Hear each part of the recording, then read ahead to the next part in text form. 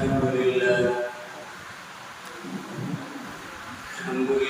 نحمده ونستعينه ونستغفره ونؤمن به ونتوكل عليه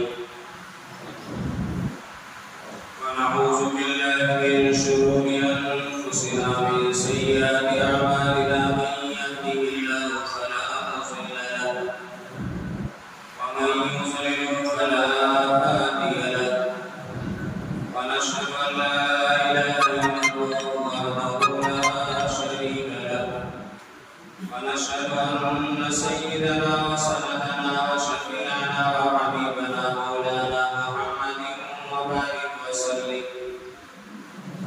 أما بعد فقد قال الله تبارك وتعالى في القرآن المجيد والفرقان الحميد أعوذ بالله من الشيطان الرجيم بسم الله الرحمن الرحيم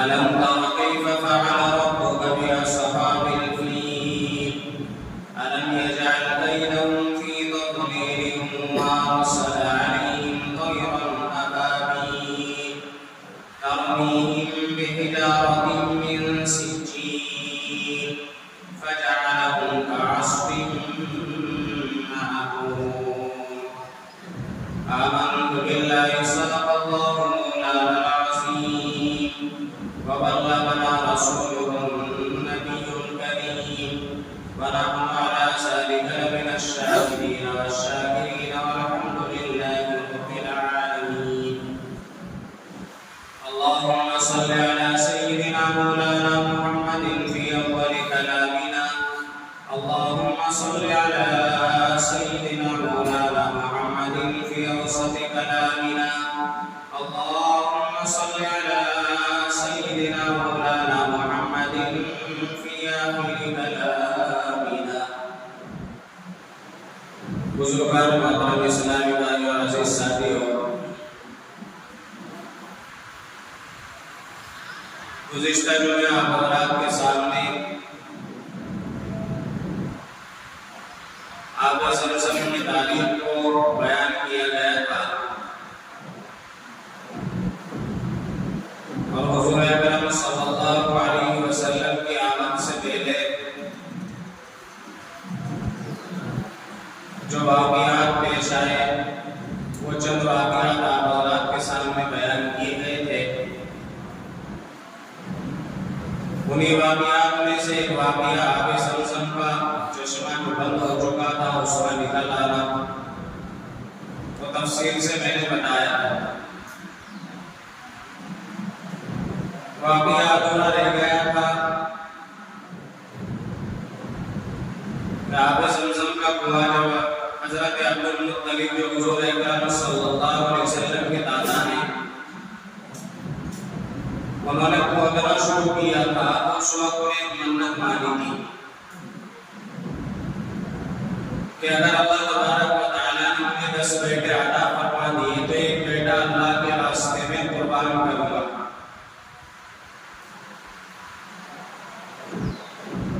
تو بہرحال اس کے بعد میں اللہ تبارک و تعالیٰ کے حکم سے آب زمزم کا چشمہ نکلا اور اسی طرح بھی جاری ہوا اور آج تک الحمدللہ جاری ہے اور قیامت تک رہے گا۔ تو جب آب زمزم کا چشمہ وہ نکل گیا تو اس کے بعد میں منت تو پوری ہو گئی، کیونکہ منت کہاں بھی اسے جاتا ہے کہ آدمی کسی کام کے کرنے پر یہ کہتے ہیں کہ اگر میرا فلاں کام ہو گیا تو میں یہ چیز اللہ کے راستے میں دوں گا۔ مثلا کوئی آدمی بیمار ہے اور وہ یہ کہے کہ اگر میں شفا یاب ہو گیا یعنی مجھے شفا مل گئی تو میں اللہ کے راستے میں ایک جانور ذبح کروں گا یا 100 رکعت نفل نماز پڑھوں گا یا 10 روزے رکھوں گا، اسے منت کہا جاتا ہے۔ اب جب اسے شفا مل جائے گی تو اس کے بعد میں اس کے اوپر وہ چیز واجب ہو جائے گی، یعنی اگر اس نے کہا تھا کہ میں نفل نماز پڑھوں گا تو اس کے اوپر وہ نماز نفل نہیں بلکہ واجب ہو جاتی ہے، یعنی اس کا کرنا ضروری ہوتا ہے، اگر نہ کرے گا تو گناہگار ہوتا ہے۔ آج کل بہت سارے لوگ اس میں غلطی کرتے ہیں، منت مان لیتے ہیں، یعنی کام سے پہلے تو کہہ دیتے ہیں کہ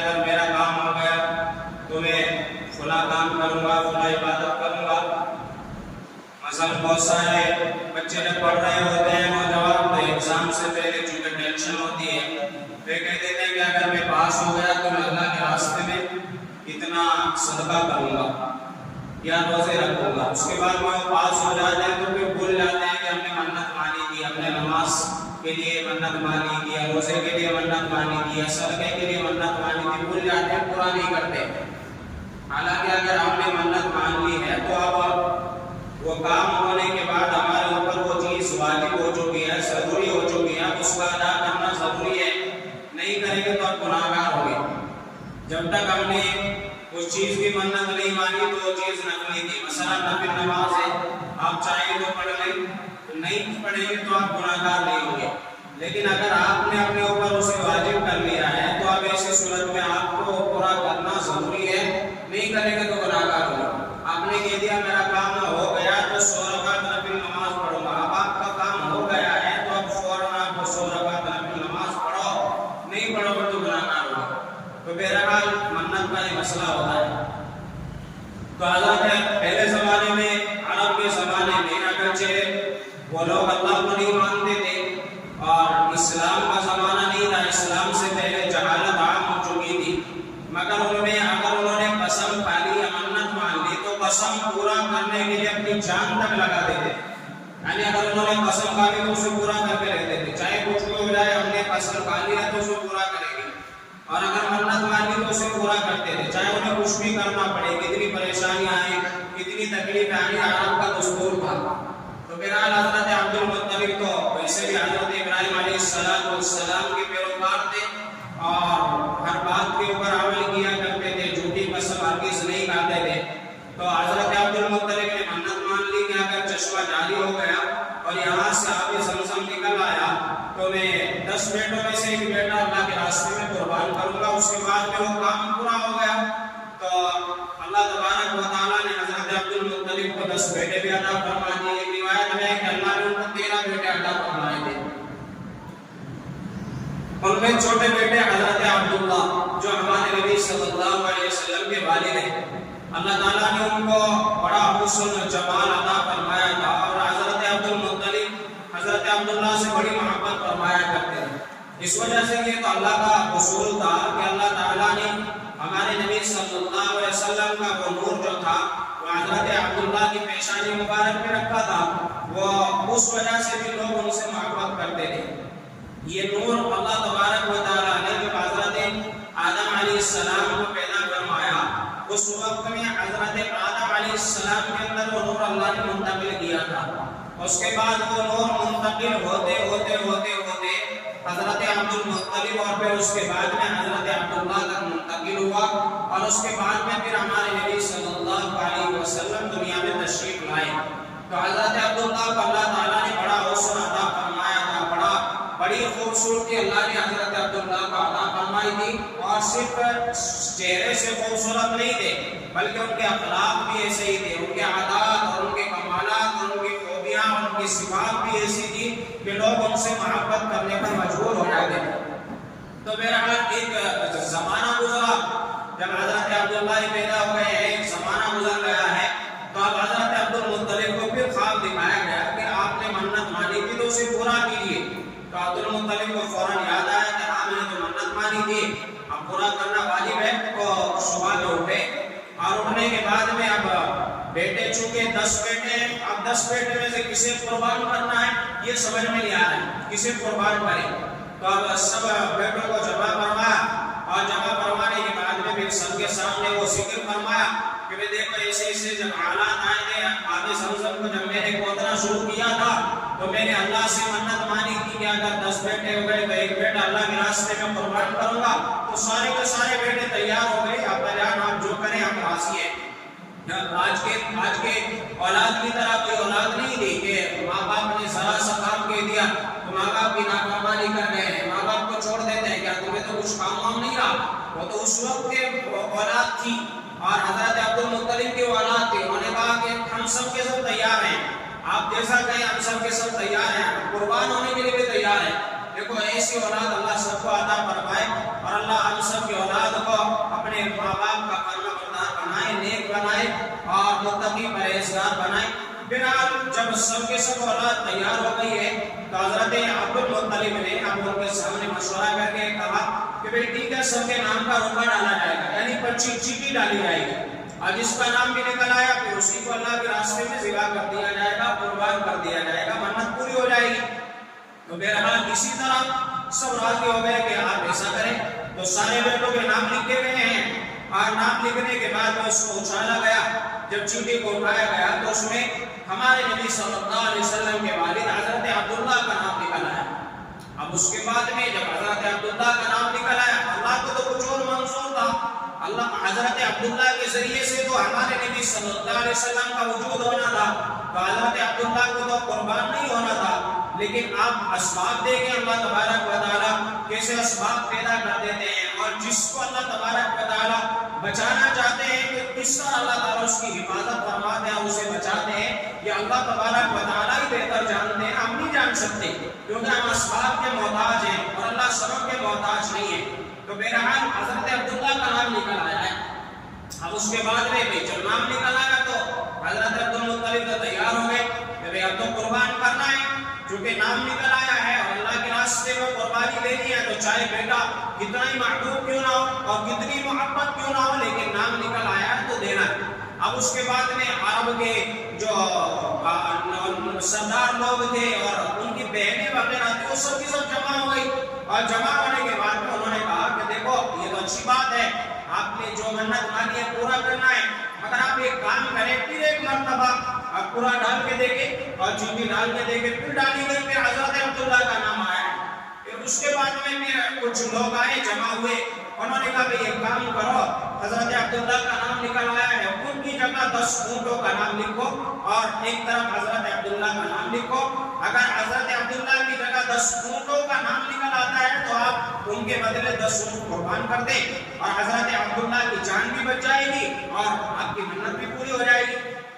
تو بہرحال اس طرح سب راضی ہو گئے، ٹھیک ہے چلو اسی طرح کرتے ہیں۔ تو ایک طرف 10 اونٹوں کا نام لکھا گیا اور ایک طرف حضرت عبداللہ کا نام لکھا گیا، پھر چیٹی ڈالی گئی، تو چیٹی اٹھائی گئی، حضرت عبداللہ ہی کا نام نکل آیا، 10 اونٹوں کا نام ہے اور ایک طرف حضرت عبداللہ کا نام ہے، پھر حضرت عبداللہ کا نام نکل آیا۔ کہا دوسری مرتبہ ڈالو، اب 20 اونٹوں کا نام لکھو، تو اب دوبارہ پھر چیٹیاں ڈالی گئی، 20 اونٹوں کا نام لکھا گیا ہے اور ایک طرف حضرت عبداللہ کا نام لکھا گیا ہے، دوبارہ پھر حضرت عبداللہ کا نام نکلا ہے۔ تیسری مرتبہ 30 اونٹوں کی چیٹیاں ڈالی جا رہی ہیں اور ایک طرف حضرت عبداللہ کا نام ڈالا جا رہا ہے، تو تیسری مرتبہ بھی اسی طرح، یہاں تک کہ 10 مرتبہ اسی طرح کیا گیا، 10 مرتبہ اسی طرح ہوا، اور 10 مرتبہ اسی طرح ہونے کے بعد میں پھر اس کے بعد جب 100 اونٹ مکمل ہو گئے، ایک چیٹی ڈالتے گئے، پھر 10 بڑھاتے گئے بڑھاتے گئے بڑھاتے گئے، 100 اونٹ مکمل ہو گئے۔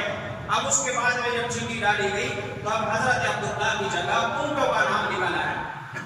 اس کے بعد میں حضرت عبد المطلب نے کہا نہیں میں ایسے نہیں مانتا، بلکہ پھر دوبارہ ڈالا، 100 اونٹ کو ڈالا اور ایک طرف حضرت عبداللہ کی چیٹی کو ڈالا، پھر اٹھایا، تو اب اس کے بعد پھر اونٹوں کا نام آیا، اب حضرت عبداللہ کا نام لیا ہے، تو 2 مرتبہ اسی طرح پھر کیا گیا، تو 100 اونٹوں کا نام نکل آیا، حضرت عبداللہ کا نہیں نکلا ہے۔ تو اس طرح اللہ تعالیٰ نے منت بھی پوری ہو گئی اور حضرت عبداللہ کی بھی اللہ تبارک و تعالیٰ نے حفاظت فرمائی۔ اس طرح حضرت عبد المطلب نے 100 اونٹوں کو ذبح فرمایا اور منت کو پورا کیا۔ تو اس لیے آج منت اگر کوئی مان لے تو اسے پورا کرنا چاہیے، تو منت مانو تو ایسی مانو جسے ہم پورا کر سکتے ہو، ورنہ مت مانو، کیونکہ ہمارے اوپر منت ماننا واجب نہیں ہوتا ہے۔ ایک آدمی غریب ہے، اس کے پاس میں حیثیت نہیں ہے، منت ماننا ہے کہ اگر میرا یہ کام ہو گیا تو میں اونٹ ذبح کروں گا، بیل ذبح کروں گا، اب حیثیت نہیں ہے تو منت کیوں مان رہا ہے؟ تو اس وجہ سے ہم منت مانے تو ایسی منت مانے جس کو ہم پورا کر سکیں، ورنہ اگر پورا نہیں کرو گے تو آپ گناہ گار ہوگے۔ تو بہرحال حضرت عبد المطلب نے بیٹے کی منت مانی تھی تو اسے پورا کیا، اور پورا کرنے کے لیے ہر ممکن کوشش کی، مگر اللہ تعالیٰ کو یہ منظور نہیں تھا۔ جیسے آپ نے واقعہ سنا تھا حضرت ابراہیم علیہ السلام اور حضرت اسماعیل علیہ السلام کا۔ حضرت اسماعیل علیہ السلام کے لیے اللہ تبارک و تعالیٰ خواب دکھاتے ہیں حضرت ابراہیم علیہ السلام کو کہ آپ کو اپنی معبود چیز ذبح کرنی ہے، تو حضرت ابراہیم علیہ السلام لے کے چلے جاتے ہیں اور اپنی طرف سے ذبح کر ڈالتے ہیں، یعنی اپنی طرف سے جو انسان کے ہاتھ میں ہوتا ہے محنت کرنا، کوشش کرنا، حضرت ابراہیم علیہ السلام ساری کوششیں کر لیتے ہیں اور چھری کو تیزی کے ساتھ میں چلاتے ہیں، مگر اللہ کو قربانی ذبح کرانا منظور نہیں تھا، صرف یہ دیکھنا منظور تھا کہ ابراہیم علیہ السلام حکم پر عمل کر کے دکھاتے ہیں یا بیٹے کی محبت میں حکم توڑ دیتے ہیں۔ حضرت ابراہیم علیہ السلام نے بیٹے کی محبت میں اللہ کے حکم کو نہیں توڑا بلکہ اللہ کا حکم بجا لائے اور بیٹے کو ذبح کر ہی دیا تھا، مگر اللہ تعالیٰ نے پھر جنت سے مینا بھیج دیا تو اللہ تعالیٰ نے حضرت اسماعیل کی جگہ بیٹے کو قبول فرمایا، تو اسماعیل علیہ السلام کو اللہ نے حفاظت فرمائی، بچا لیا۔ ایک مرتبہ ایک دیہاتی آیا اور حضور اکرم صلی اللہ علیہ وسلم بیٹے ہوئے تشریف فرمائے، صحابہ کرام کا مجمع ہے۔ اب دیہاتی ایسے ہی ہوتے ہیں، محبت میں کچھ بھی بول دیتے ہیں تو ان کا برا بھی نہیں ماننا چاہیے، دل میں ان کے محبت ہوتی ہے، زبان سے الفاظ ان کے ایسے بھی مل جاتے ہیں۔ ہمارے نبی صلی اللہ علیہ وسلم بیٹھے ہوئے، اب وہ دیہاتی آیا اور آنے کے بعد کہنے لگا یا ابن السبیعین، دو سبیوں کے بیٹے، یعنی دو سبی کے بیٹے۔ ہمارے نبی صلی اللہ علیہ وسلم مسکرائے اور ہنسے۔ صحابہ کہنے لگے یا رسول اللہ صلی اللہ علیہ وسلم، یہ آپ کو اس طرح کے الفاظ میں پکارا، اس کا مطلب کیا ہے اور آپ بھی مسکرا رہے ہیں؟ تو ہمارے نبی صلی اللہ علیہ وسلم نے فرمایا ہاں میں دو سبی کا بیٹا ہوں، ایک سبی میرے دادا اسماعیل علیہ السلام ہے، یعنی اسماعیل علیہ السلام کی نسل سے اور آج سے ہمارے نبی صلی اللہ علیہ وسلم پیدا ہوئے۔ فرمایا ایک سبی میرے دادا اسماعیل علیہ السلام ہے اور ایک سبی میرے والد حضرت عبداللہ ہے۔ تو ایک سبی کا مطلب یہ ہے، یعنی حضرت عبد المطلب نے جو منت مانی تھی تو ان کا نام نکل آیا تھا تو اللہ نے تو قبول کر لیا تھا، ان کی جگہ سونٹ ذبح ہوئے اور اس کے بعد میں وہی دیت پڑ گئی۔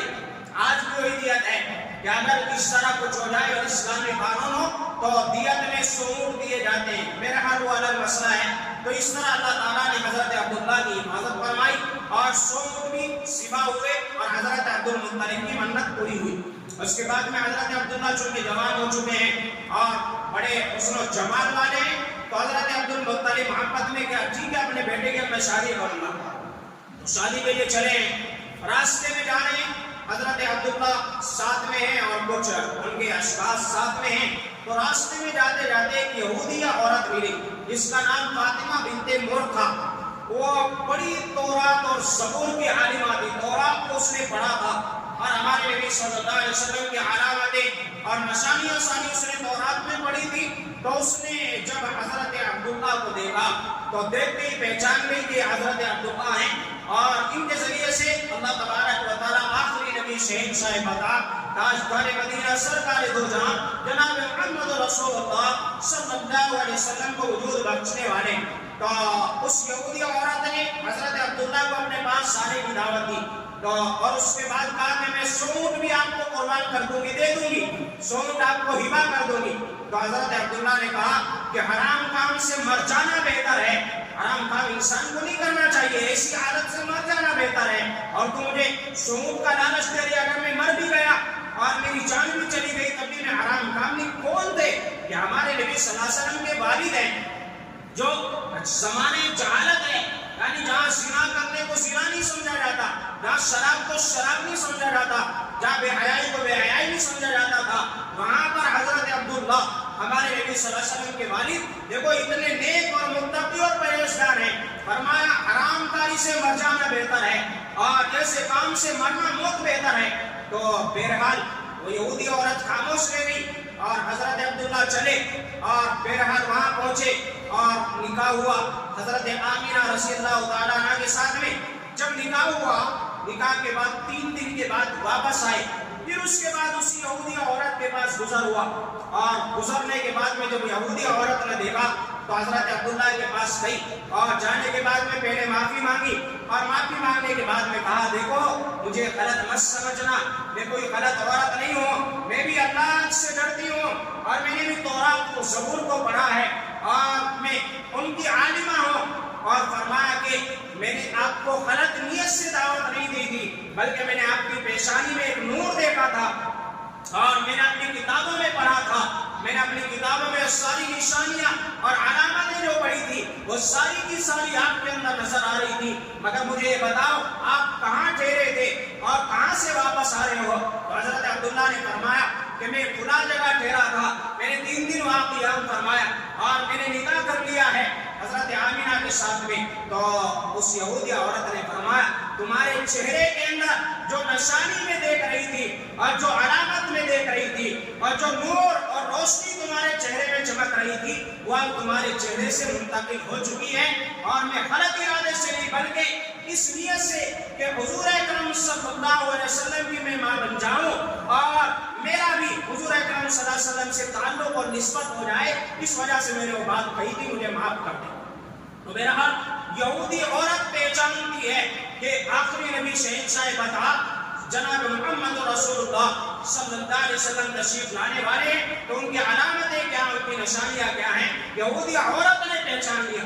مگر آج کے یہودی یہ ظالم یہ بھی مانتے ہیں، جانتے ہیں مگر مانتے نہیں ہیں کہ آخری نبی تو ہمارے نبی جناب محمد رسول اللہ صلی اللہ علیہ وسلم ہی ہیں، مگر مانتے نہیں کیونکہ ان کے اندر گھمنڈ ہے، اکڑ ہے، تکبر ہے، اور اللہ تعالیٰ نے اسی گھمنڈ کی وجہ سے ان کو ملعون بنایا، اور ہمیشہ اگر ایمان نہ لائے تو جہنم کے اندر جلے۔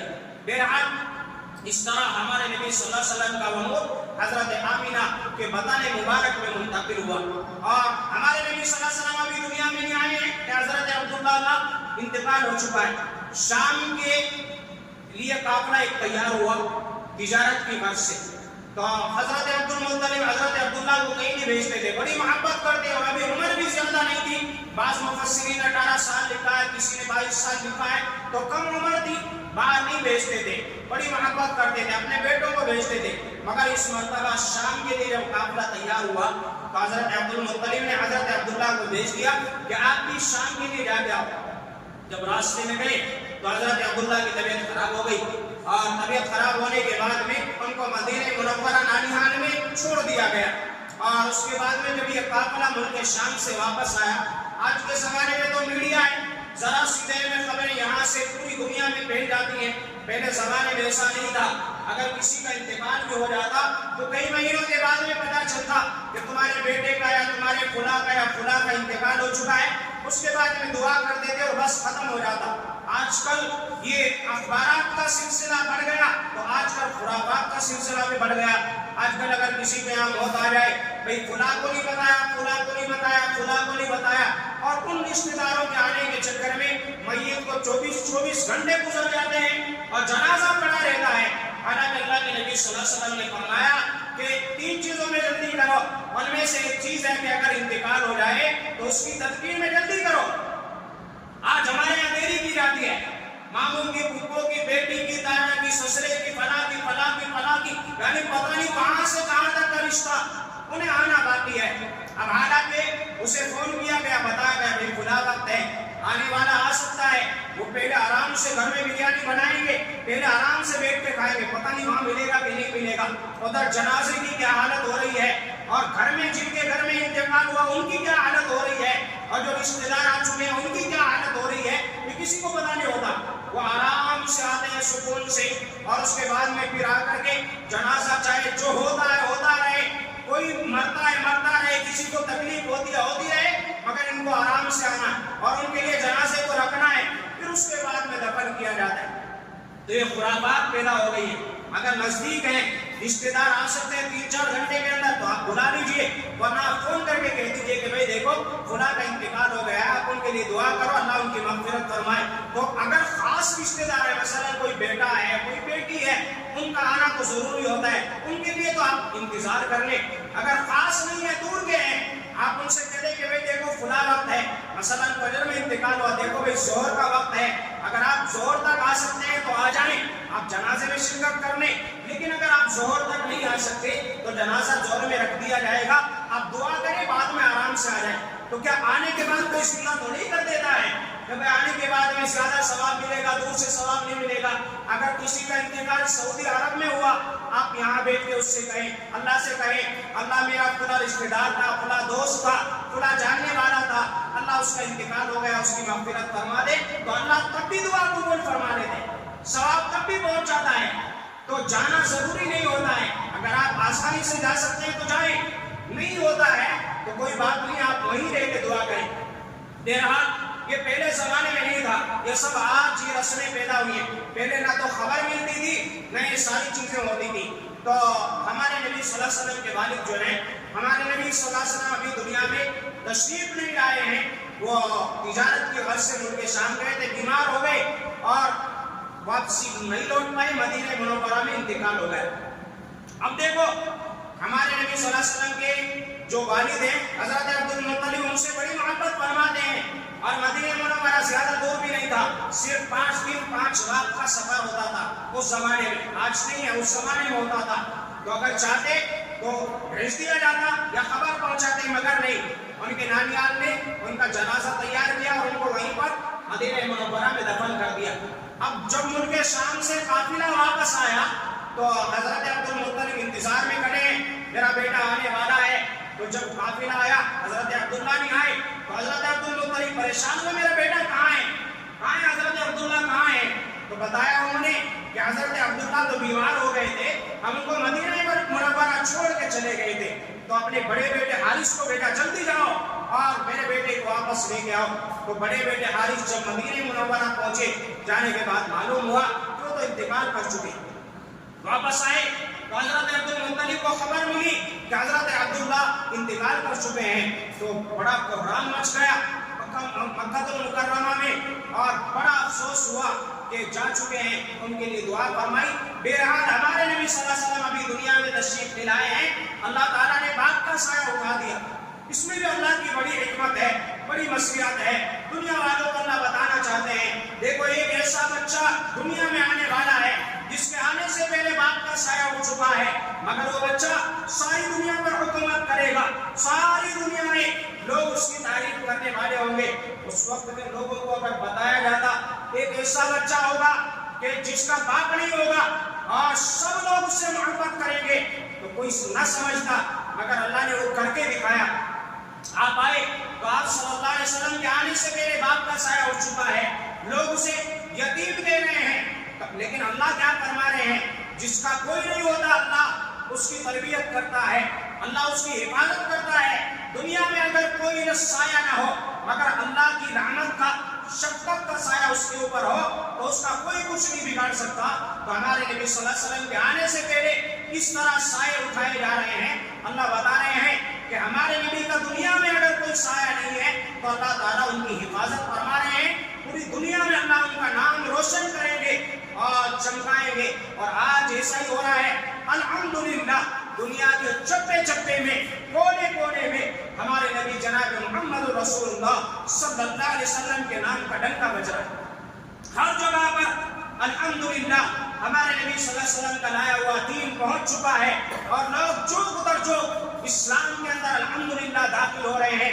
اگر کوئی ہمیں خبر دینے والا خبر نہیں دے رہا ہے تو یہ مت سمجھو کہ ایسا نہیں ہے، الحمدللہ لوگ اتنا تیزی کے ساتھ اسلام میں داخل ہو رہے ہیں کہ ہم اندازہ بھی نہیں لگا سکتے۔ بہرحال اس طرح ہمارے نبی صلی اللہ علیہ وسلم کے آنے سے پہلے والد محترم کا سایہ اٹھ چکا ہے۔ تو ایک واقعہ تو یہ ہوا، ایک واقعہ بڑا واقعہ جسے قرآن نے اصحاب فیل کے نام سے یاد کیا ہے۔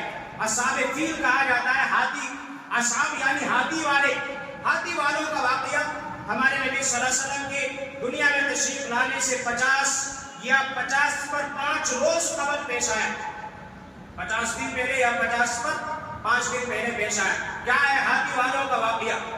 یمن کا ایک بادشاہ تھا جس کا نام تھا ابرہہ، یہ آپ کا پجاری تھا، آپ کی پوجا کرتا تھا، تو عیسائی تھا۔ تو یمن کا یہ بادشاہ جب اسے لوگ جا کر کے بتاتے کہ عرب میں مکہ ایک بستی ہے، وہ چھوٹی بھی بستی ہے اور جہاں جس کا نام و نشان تک موجود نہیں تھا، مگر آج پوری دنیا کے کونے کونے سے لوگ وہاں حج کے لیے جاتے ہیں، عمرے کے لیے جاتے ہیں۔ وہاں ایک چھوٹا سا گھر ہے جسے کعبہ کہا جاتا ہے، لوگ اسے جا کے بتاتے۔ اب اس کے دل میں حسد پیدا ہوا، جلن پیدا ہوئی کہ لوگ وہاں جاتے ہیں، حالانکہ اس وقت میں یمن راجدھانی تھی اور بڑا بہترین ملک تھا۔ آج بھی یمن ایسا ہی، بہرحال یمن میں کہ ہمارے یہاں لوگ نہیں آتے ہیں، وہاں لوگ جاتے ہیں۔ اس نے لوگوں کو بلایا، بڑے بڑے اس وقت انجینئروں کو بلایا، اور بلانے کے بعد میں کہا یہاں پر ایک عمارت تیار کرو اور ایسا گھر تیار کرو، ایسا محل تیار کرو جو آج تک دنیا میں کسی نے نہ بنایا۔ اس کے لیے چاہے جتنا مال دولت ہو سکتا ہے خرچ کرو، مگر ایسا گھر بناؤ۔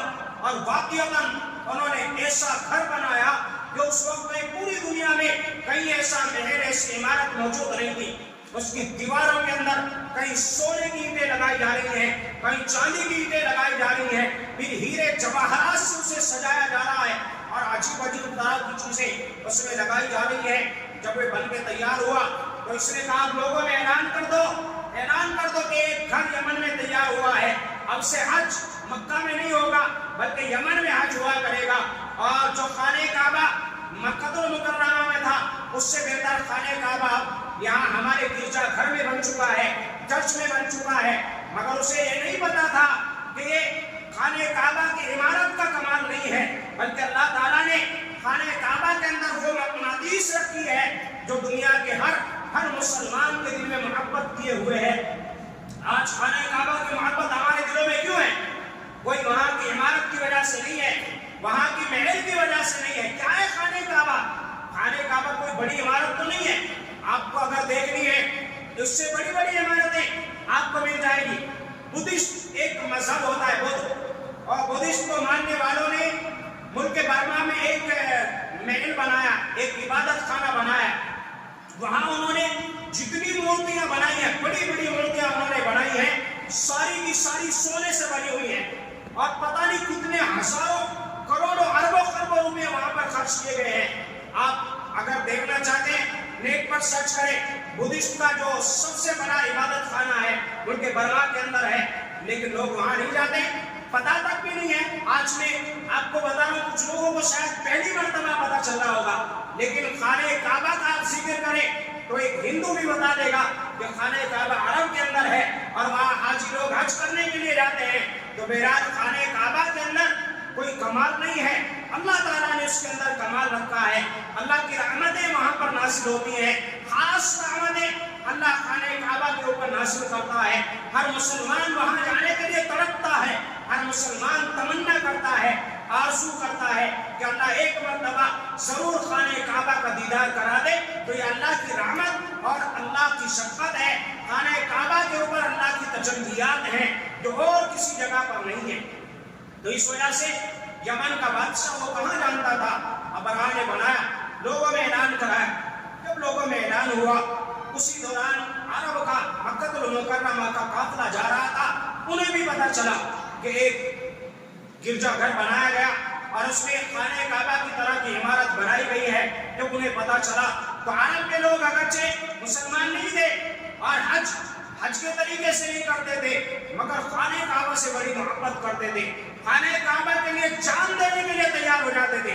جب انہوں نے سنا کہ خانہ کعبہ کا مصر اس نے بنایا ہے تو رات میں گئے اور ایک آدمی نے جا کر کے پاخانہ کر دیا.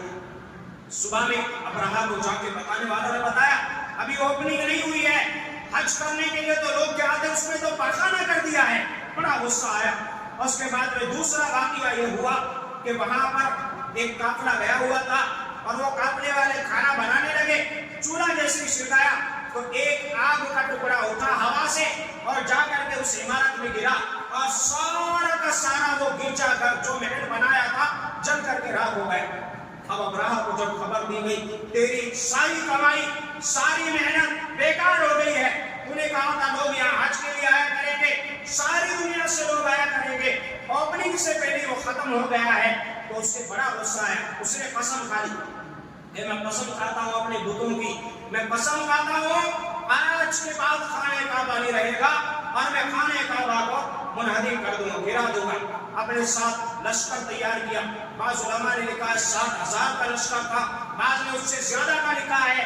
بہرحال جو بھی تھا ایک بڑا لشکر اس نے تیار کیا, ساتھ میں ہاتھیوں کو لیا, اور ایک سب سے بڑا ہاتھی تھا جسے اس نے بچپن سے بڑے لاڈ پیار سے محبتوں سے پالا تھا, اس کا نام محمود رکھا تھا. سفید کلر کا وہ ہاتھی تھا. اس نے اسے لیا کہ اس کے ذریعے سے پہلا وار کر لیا. اس پر بیٹھ کر کے بڑی شان و شوکت کے ساتھ میں وہ نکلا. راستے میں جہاں جہاں لوگوں کو پتا چلتا گیا کہ خانہ کعبہ پر حملہ کرنے کے لیے جا رہا ہے, لوگوں نے آگے حملہ کرنا چاہا, مگر اس کا لشکر اتنا طاقتور تھا, اتنا بہادر تھا, جو بھی سامنے آتا گیا اسے قتل کرتا گیا, یہاں تک کہ طائف کے پاس میں آ کر کے اس نے اپنا پڑاؤ ڈال لیا.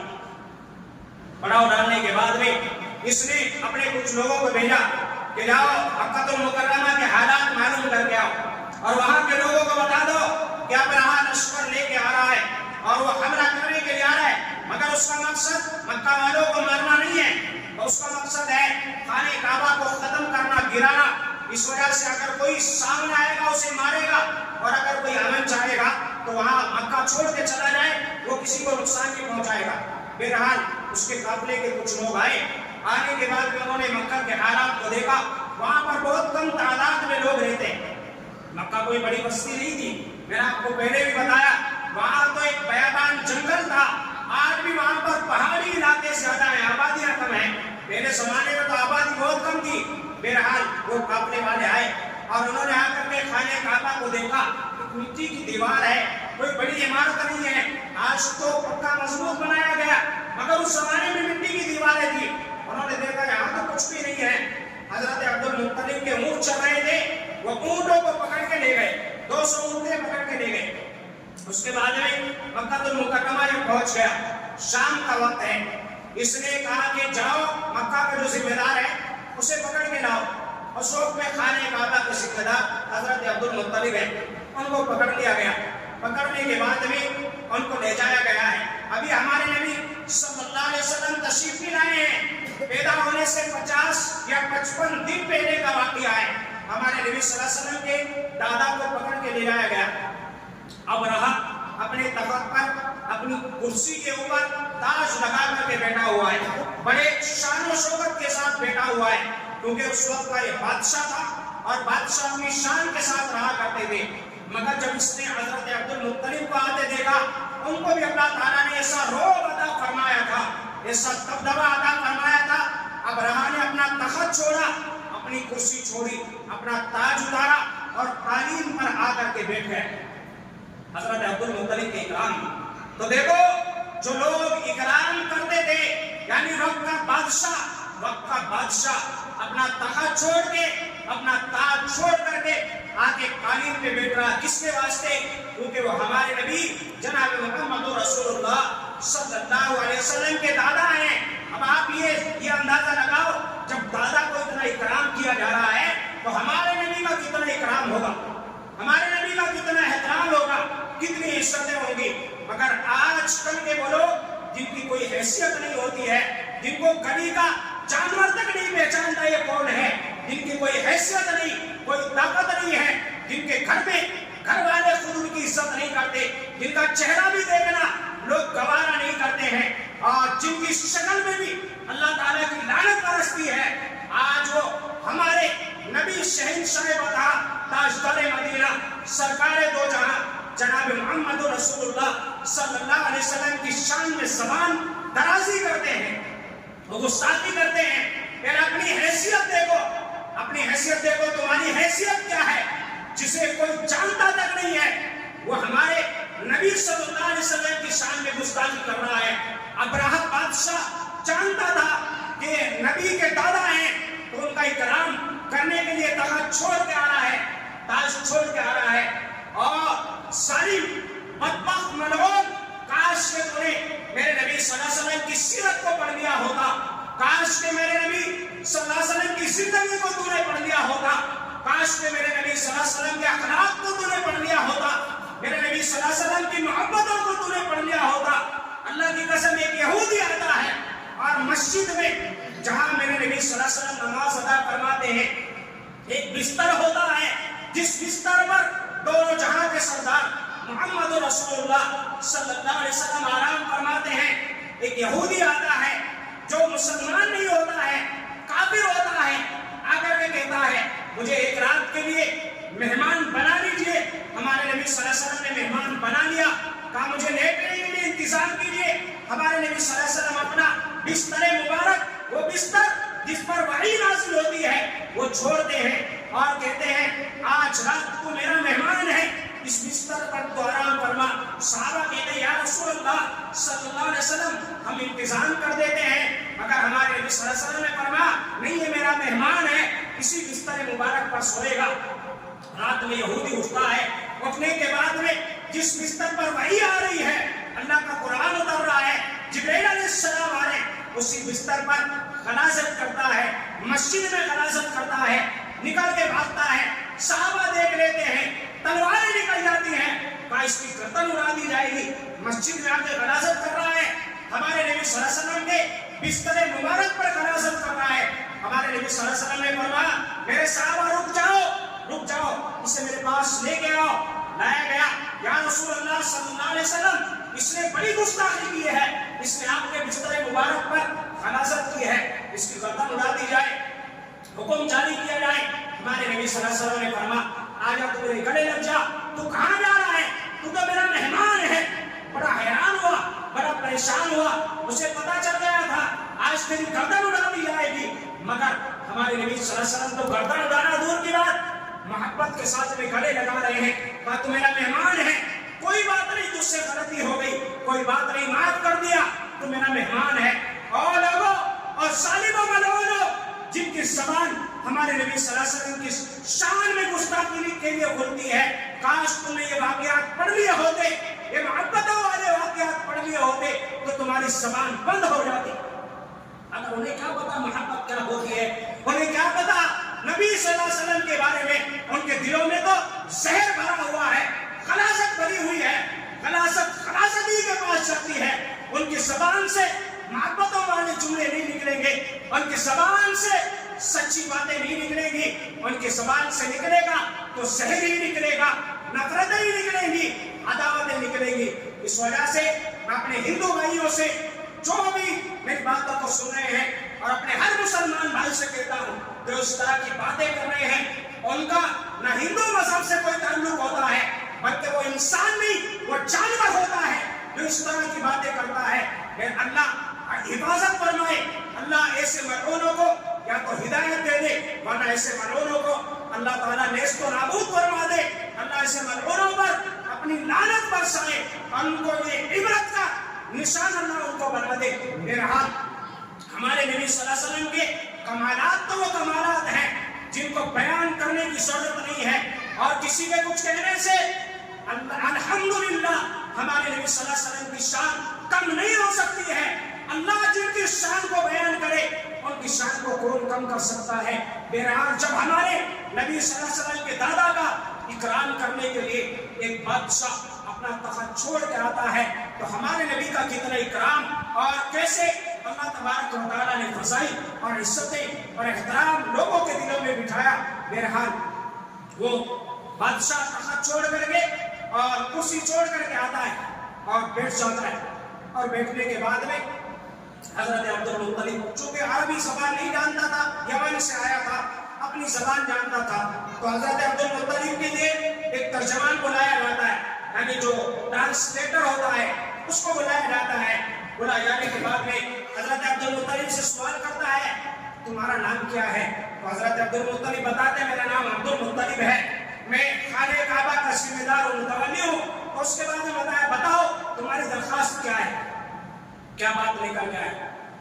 بادشاہ یہ سوچتا تھا کہ میرے سامنے ہاتھ جوڑیں گے اور گڑگڑائیں گے اور یہ کہیں گے کہ ہمیں معاف کر دو، ہمارا گھر ہے، ہم اس کی عبادت کر لیں گے، اس طرح کی باتیں کریں گے۔ مگر حضرت عبد المطلب نے کہا کہ بادشاہ سے کہو کہ میرا سوال یہ ہے میرے جو 200 اونٹ تو نے پکڑے ہیں واپس کر دے، 200 اونٹ واپس کر دے۔ اب جو بادشاہ تھا بڑا حیران ہوا، بڑا پریشان ہوا، کہنے لگا میں تو یہ سمجھتا تھا کہ تو بڑا ہوشیار، عقل مند اور بڑا اچھا آدمی ہوگا، مگر تیری باتوں سے لگ رہا ہے کہ تو بالکل احمق آدمی ہے، بیوقوف آدمی ہے۔ تو حضرت عبد المطلب نے کہا کیوں، کیا بات ہے؟ کہا تو سب سے پہلے آگے اپنے خانہ کعبہ کے بارے میں مجھ سے درخواست کرتا کہ بادشاہ میرے خانہ کعبہ کو کچھ نقصان نہ پہنچانا، مگر تو آ کے صرف ذرا سی بات اونٹ کا سوال کر رہا ہے، ایسے اونٹ میں تجھے 1000 عطا کر دوں۔ تو حضرت عبد المطلب نے بڑا بہترین جواب دیا، کہا دیکھو بادشاہ سلامت، اصل بات یہ ہے اونٹوں کا مالک میں ہوں، ان کی حفاظت کی ذمہ داری میری ہے، اونٹ اگر گم ہو گیا اس کو تلاش کرنے کی ذمہ داری میری، اونٹوں کا مالک میں ہوں، میں اونٹوں کی حفاظت کر لوں گا، اور کعبے کا مالک، کعبے کا رب اللہ ہے، کعبے کی حفاظت وہ خود کرنے کا۔ دے کر کے چلے گئے۔ اس کے بعد میں 200 اونٹوں کے دے دیے اور مزید اونٹ اس نے دیے، کہا لے کے چلے جاؤ. حضرت عبد المطلب گئے اور رات میں جا کر کے خانہ کعبہ کے پاس لوگوں کو جمع کروایا اور کہا دیکھو آج رات ہے ہمارے پاس میں, خانہ کعبہ کے لیے دعا کریں. حضرت عبد المطلب نے خانہ کعبہ کی چادر کو پکڑا اور ساری رات رو رو کر کے اللہ سے دعا کروائی. اللہ ہمارے پاس میں اتنی طاقت نہیں ہے کہ ہم خانہ کعبہ کی حفاظت کر سکیں, اللہ تو حفاظت کرنے والا ہے, تو ان ظالموں سے نمٹ لے. میرے بھائیوں, آج کا مسلمان کمزور ہو چکا ہے. آج کچھ لوگ کہتے ہیں کہ اس وقت میں اللہ نے ابابیل کو بھیج دیا تھا ابراہا کے لشکر کا مقابلہ کرنے کے لیے, آج کیوں نہیں آتی؟ آج کیوں نہیں آتی؟ سوال ہوتا ہے آج اللہ کی مدد کیوں نہیں آتی ہے؟ جب اللہ نے مدد اتاری تھی آج اللہ کی مدد کیوں نہیں آتی ہے؟ اس کا جواب یہ ہے, اس وقت میں مسلمان ایمان والا نہیں تھا.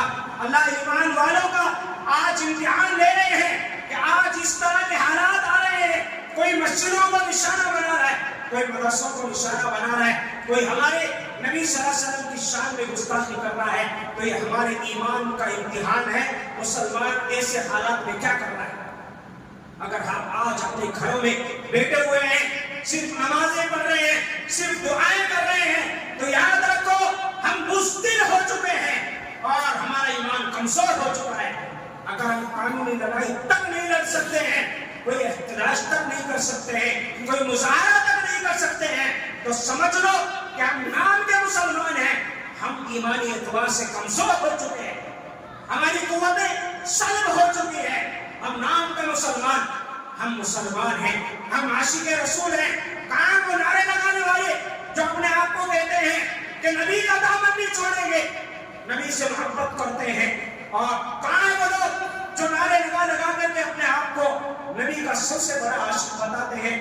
آج کوئی سامنے تک نہیں آ رہا ہے, کوئی آگے پوچھ تک نہیں رہا ہے. تو میرے بھائیوں, آج اللہ کی مدد آئے گی, مگر آج یہ ہمارا امتحان ہے. ایسے حالات جب صحابہ پر آئے تھے, انہوں نے کیا کیا تھا؟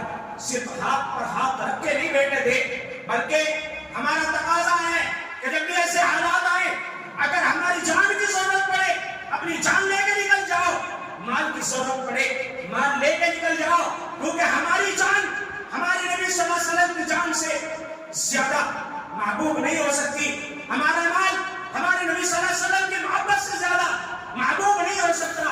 اللہ کے نبی صلی اللہ علیہ وسلم نے حدیث میں فرمایا, یاد رکھو کوئی تم میں سے اس وقت تک مکمل ایمان والا نہیں ہو سکتا جب تک میں یعنی محمد رسول اللہ صلی اللہ علیہ وسلم اس کی بیوی, اس کے والدین, اس کے بچوں میں سب سے زیادہ محبوب نہ بن جاؤں. آج بیوی کو ذرا سی پریشانی آئے تو کون کھڑا ہوگا؟ شوہر کھڑا ہوگا کہ نہیں ہوگا؟ بچوں کو پریشانی آ گئی, باپ کھڑا ہوگا کہ نہیں ہوگا؟ اب ہمارے نبی صلی اللہ علیہ وسلم کی شان میں گستاخی ہو رہی ہے, تو یہ امت کہاں سو رہی ہے؟ کہاں سو رہی ہے؟ کہاں سو؟ غفلت کی چادریں اتارو, بیدار ہو جاؤ اور بتا دو کہ ہم اپنے دین سے محبت کرتے ہیں. تمہیں جو کرنا ہے کرو, ہم اپنے دین کو آنچ نہیں آنے دیں گے, اپنے نبی صلی اللہ علیہ وسلم کی محبت پر آنچ نہیں آنے دیں گے, اپنے نبی کی شان پر آنچ نہیں آنے دیں گے. مسلمانوں اپنے ایمان کو بناؤ, اپنے ایمان کو بناؤ. ہم بزدلوں کی اولاد نہیں ہیں, ہم بہادر صحابہ کی اولاد ہیں. ہماری نسبت بزدلوں سے نہیں جڑتی ہے. ہماری نسبت الحمدللہ عمر فاروق, جعفر طیار, شیر خدا حضرت علی مرتضیٰ رضی اللہ تعالیٰ عنہ سے ہماری ایمانی نسبت جوڑ رہی ہے. تو ہم جو جذبہ, جو بہادری صحابہ کے اندر تھی, وہ جذبات اپنے اندر پیدا کرو, وہ ہمت, وہ حوصلے اپنے اندر پیدا کرو. یہ بزدلی کو اتارو, یہ بزدلی کو اتارو. آج دنیا کے پیچھے بھاگنے والوں, دنیا کے پیچھے محبت میں, دنیا کی محبت میں مست ہو چکے ہو, دیوانے ہو چکے ہو, تمہاری عقل پر پردہ پڑ چکا ہے. کہاں ہے تمہارا ایمان؟ نبی کی محبت, نبی سے محبت کرو, نبی سے محبت کرو, نبی سے محبت کرو. دنیا کی محبت میں مر مٹ جاؤ گے, دیوانے بن کے مرو گے, کوئی پرسان حال نہیں ہوگا. نبی کی محبت میں مر جاؤ تو انشاءاللہ نبی تمہارا گریبان پکڑ کے جنت میں لے کے جائیں گے. میرا امتی تھا, مجھ سے محبت کرتے کرتے مرا ہے. تو اس وجہ سے اپنا ایمان مضبوط بناؤ. بہرحال اب رہا بادشاہ لشکر لے کے آیا ہے, اس وقت میں طاقت نہیں ہے اس کا مقابلہ کرنے کی، تو حضرت عبد المطلب نے اللہ کے حوالے کر دیا، اللہ یہ تیرا گھر تیرے حوالے ہے، تو اس کی حفاظت فرما۔ صبح کا وقت آیا، ابرہہ نے اپنا لشکر تیار کر لیا اور سارا کا سارا لشکر تیار ہو چکا ہے۔ اب جو ہاتھی تھا محمود جس کا نام تھا، جو سب سے بڑا ہاتھی تھا، وہ ہاتھی اٹھایا گیا، اس کے سر میں نیزہ مارا گیا مگر ہاتھی اٹھنے کے لیے تیار نہیں ہے، اس کے پھر پیٹ میں بھالا مارا گیا، لہو لہان ہو گیا ہے مگر اٹھنے کے لیے تیار نہیں ہے، سارے حیران ہیں پریشان ہیں۔ پیچھے سے ایک بڑا آدمی آیا، اس نے کہا ایک کام کرو، اسے واپس یمن کی طرف اس کا منہ کر کے اٹھاؤ۔ یمن کی طرف کے لیے اٹھایا گیا، ہاتھی دوڑ پڑا، پھر کہا مشرق کی طرف، ہاتھی دوڑ پڑا، ہر طرف اٹھایا گیا مگر ہاتھی دوڑ رہا ہے۔ جب خانے کعبہ کی طرف ہاتھی کو رک کیا جاتا ہے تو ہاتھی بیٹھ جاتا ہے، چیخیں مار رہا ہے۔ ایک جانور کو پتا ہے کہ وہ اللہ کا گھر ہے، تیرا ارادہ ظالم اللہ کے گھر کو توڑنے کا ہے، اللہ کا گھر توڑنا تو دور کی بات، جو اللہ کے گھر کی طرف انگلی بھی اٹھائے گا اللہ اسے عبرت کا نشان بنا دے گا قیامت تک کے لوگوں کے لیے۔ اب نہیں سمجھا، جانور سمجھ گیا، ایک عادی سمجھ گیا۔ اس کے بعد میں لشکر آگے بڑھا، ابھی قریب نہیں پہنچا ہے، خانہ کعبہ کے حتیم میں نہیں پہنچا ہے، ابھی صرف ارادہ کیا آگے بڑھنے کا، اور کہا حملہ کرو، جو بھی سامنے آئے اسے مار دو، اور خانہ کعبہ کو ہاتھی کے ساتھ میں رسیوں سے باندھ کر کے بالکل مسمار کر ڈالو۔ جیسے فلاں نے اعلان کیا، سارا لشکر میدان میں جمع ہے۔ حضرت عبد المطلب اپنے ساتھ میں پہاڑی کے اوپر اپنے ساتھ والوں کو لے کر کے چلے گئے ہیں، اوپر سے سارے کفار مکہ، سارے سردار مکہ یہ معاملہ دیکھ رہے ہیں، اور اس کے بعد میں پھر کیا ہوتا ہے، سارے کہہ رہے ہیں آج خانہ کعبہ ختم ہو جائے گا، آج کے بعد خانہ کعبہ کا نام و نشان ہی رہے گا۔ مگر اس کے بعد میں دیکھتے ہی دیکھتے اللہ تبارک و تعالی ایک مخلوق کو بھیجتا ہے، جو مخلوق سب سے چھوٹی مخلوق ہوتی ہے پرندوں میں، جسے ابابیل کہا جاتا ہے۔ اللہ تعالیٰ نے قرآن کو اس کا ذکر فرمایا، الم تر کیف فعل ربک باصحاب الفیل، کیا تو نے نہیں دیکھا کیا کیا تیرا رب نے ہاتھی والوں کے ساتھ میں، الم یجعل کیدہم فی تضلیل، کیا تیرے رب نے ان کی تدبیروں کو ناکام نہیں بنا دیا، وارسل علیہم طیرا ابابیل، اور اللہ نے ان کے اوپر ابابیل کا لشکر بھیج دیا۔ روایت میں آتا ہے اللہ نے ایک لشکر بھیجا، جب انہوں نے آسمان کی طرف نظر اٹھا کے دیکھا تو ایک جانور کا لشکر آیا۔ علماء نے لکھا ہے کہ ہر پرندے کے ساتھ میں 3 کنکریاں تھیں، کنکریاں یعنی چھوٹے چھوٹے پتھر، ترمیم بحجارۃ من سجیل، یعنی کنکر پتھر کی چھوٹی چھوٹی کنکریں، ایک ان کی چونچ میں ہے، 2 ان کے پیروں میں ہے، ہر پرندے کے ساتھ میں 3 کنکر ہیں۔ وہ پرندہ کتنا بڑا ہوتا ہے، چھوٹا سا پرندہ ہوتا ہے، کتنی زیادہ سے زیادہ 10 گرام 20 گرام اتنی کنکر اٹھا سکتا ہے، اس سے زیادہ اس کا بیچارے کا وجود نہیں ہے۔ وہ کنکریاں لے گیا، انہوں نے دیکھا کیا ہے، ابرہہ نے کہا آگے بڑھو، مگر اللہ تعالیٰ کی طرف سے وہ لشکر ان کا مقابلہ کرنے کے لیے آ چکا ہے۔ کہاں آگے بڑھ رہے ہو؟ جہاں وہ لشکر تھا وہاں وہ قریب آئے، اور قریب آنے کے بعد میں پھر اوپر سے کنکری انہوں نے برسانا شروع کیا، اور جیسے یہ کنکری گرتی تو آج کے بموں کا مقابلہ کرتی، پہلے جو سوار بیٹا ہوتا اس کے سر میں سے نکلتی اور پورا بدن چیرتی ہوئی آتی، اور اس کے بعد میں ہاتھی کے اندر گھستی اور ہاتھی کا سارا بدن چیرتے ہوئے واپس نکل جاتی۔ آج کی کوئی گولی ان کا مقابلہ نہیں کر سکتی ہے۔ اس طرح انہوں نے کنکر برسائے، اور پھر وہ بھاگنا انہوں نے شروع کیا، کوئی ادھر بھاگ رہا ہے، کوئی ادھر بھاگ رہا ہے۔ جو ابرہہ طاقت لے کر کے آیا تھا، اعلان کرتا ہوا آ رہا تھا کہ آج میں اتنا بڑا لشکر لے کے جا رہا ہوں، جو بھی سامنے آئے گا میں اسے ہلاک کر دوں گا، برباد کر دوں گا۔ اللہ نے دکھا دیا کہ جو اللہ کا مقابلہ کرے گا اللہ ایک چھوٹی سی مخلوق کے ذریعے اس کو ہلاک اور برباد کر دے گا۔ اللہ نے کر کے دکھایا، بھاگے، جہاں بھاگ رہے ہیں وہی پرندہ پہنچتا ہے، اور پہنچنے کے بعد میں اوپر سے وہ کنکری گراتا ہے، کنکری کو اللہ نے پتھر بنا دیا، बहरहाल जब कंकरी उनके ऊपर पड़ती है तो ऊपर से बम का काम करती है। फजअलहुम कअस्फिन माकूल, अल्लाह ने खुद फरमाया कि अल्लाह ने उस सारे लश्कर को ऐसा बना दिया जैसा कि खाया हुआ भूसा होता है, ऐसा खाया हुआ भूसा होता है। सारे लश्कर को, हाथियों को अल्लाह ने ऐसा बना दिया, मगर अब्रहा भी नहीं मरा है। देखो अल्लाह ताला दिखाते हैं, मैंने आपको गुज़िश्ता हफ्ते ही बताया था कि जो इस तरह अल्लाह से मुकाबला करता है ना, अल्लाह ताला जब तक दुनिया में उनको जलील नहीं कर देता, अल्लाह उनको मौत नहीं देता है।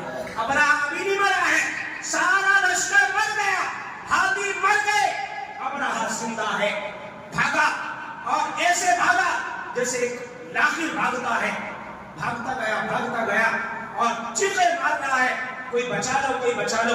अल्लाह ने उसके बदन में एक बीमारी पैदा कर दी। जब तक अपने मकाम में, अपने इदारुल हुकूमत में पहुंचा, उसके बदन का एक एक टुकड़ा गिरने लगा, यहाँ तक कि बदन का एक एक टुकड़ा गिर करके अल्लाह ताला ने ऐसी जिल्लत की मौत अता फरमाई कि सारे लोग देख करके हैरान हो गए। और आज तक बल्कि क़यामत तक के आने वाले लोगों के लिए अल्लाह ताला ने उस वाक़े को सबक बना दिया कि जो अल्लाह के घर के खिलाफ, दीन के खिलाफ, हमारे कुरान के खिलाफ, हमारे नबी के खिलाफ आवाज उठाएगा, कोई अपनी ताकत को ताकत समझ करके अल्लाह के घर से, अल्लाह के दीन से, अल्लाह के कुरान से मुकाबला करेगा, तो इंशाअल्लाह अल्लाह उनका, जिस तरह अल्लाह ने अब्रहा के लश्कर को हलाक बर्बाद कर दिया, इसी तरह अल्लाह ताला उनको भी